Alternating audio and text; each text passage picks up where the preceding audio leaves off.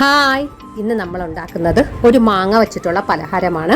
മാങ്ങ വെച്ചിട്ട് ഇപ്പോൾ എല്ലാവരും ഓരോരോ ഐറ്റങ്ങൾ ഉണ്ടാക്കുന്നുണ്ട്, മാമ്പഴക്കാലം ആയതുകൊണ്ട് തന്നെ. അപ്പം നമുക്കും ഇന്ന് ആവിയിൽ വേവിച്ചെടുക്കുന്ന ഒരു അപ്പം ഉണ്ടാക്കാം. അത് മാങ്ങ വെച്ചിട്ടാണ് ചെയ്യുന്നത്. അതിന് ഞാനിവിടെ ആവശ്യത്തിനുള്ള സാധനങ്ങൾ എടുത്തു വെച്ചിട്ടുണ്ട്.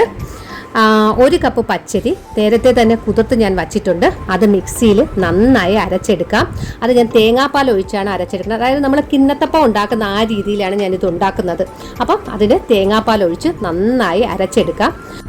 അതൊന്ന് അരച്ചെടുത്തതിന് ശേഷം അതിലേക്ക് അരിഞ്ഞു വെച്ചിരിക്കുന്ന മാങ്ങ ചേർക്കാം. അതിൻ്റെ കൂടെ തന്നെ ആവശ്യത്തിന് പഞ്ചസാര ചേർക്കാം. പഞ്ചസാര ഓരോരുത്തരുടെ ഇഷ്ടത്തിനനുസരിച്ച് ചേർക്കാം.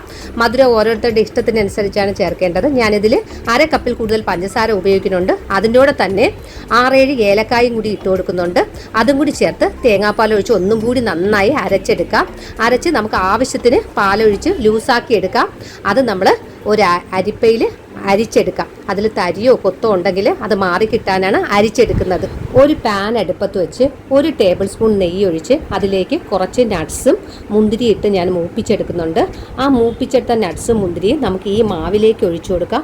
ഏകദേശം ഈ പരുവത്തിൽ മാവ് കിട്ടും. ആ മാവ് നമുക്ക് ഒരു ഇഡ്ഡലിപ്പാത്രത്തിൽ ഒരു ഇഡ്ഡലിപ്പാത്രം അടുപ്പത്ത് വെച്ചതിന് ശേഷം അതിനകത്ത് നമുക്ക് ഒരു ചോറ് കഴിക്കുന്ന പാത്രത്തിൽ നെയ്യ് പുരട്ടിയിട്ട് ഇഡ്ഡലിപ്പാത്രത്തിൽ ഇറക്കി വെച്ചിട്ട് ഈ കൂട്ട് അതിലേക്ക് ഒഴിച്ചു കൊടുക്കാം. അത് ഏകദേശം ഒരു 10-15 മിനിറ്റ് കൊണ്ട് നമുക്ക് വേവിച്ചെടുക്കാം. അത് നന്നായി വെന്ത് കഴിയുമ്പോൾ നമുക്ക് ഒരു ടൂത്ത് പിക്ക് വെച്ച് കുത്തി നോക്കാം. അതിൽ ഒട്ടി വരുന്നില്ലെങ്കിൽ വെന്ത് കിട്ടും. ഞാനൊരു ഫോർക്ക് വെച്ച് കുത്തി നോക്കിയിട്ടുണ്ട്. അപ്പോൾ അതിൽ ഒട്ടി വരുന്നില്ല. അപ്പോൾ വെന്ത് കിട്ടിയിട്ടുണ്ട്. ഇത് ചൂടോടെ കട്ട് ചെയ്യരുത്, അപ്പോൾ ഒട്ടി വരും.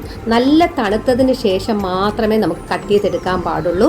ഇത് കട്ട് ചെയ്തെടുക്കുമ്പോൾ നമ്മുടെ കിണ്ണത്തപ്പം കഴിക്കും പോലെ തന്നെ നല്ല ടേസ്റ്റ് ആയിരിക്കും. അതിനോടൊപ്പം തന്നെ മാങ്ങ ഇഷ്ടപ്പെടുന്നവർക്ക് മാങ്ങയുടെ ടേസ്റ്റും അതിൽ കിട്ടും.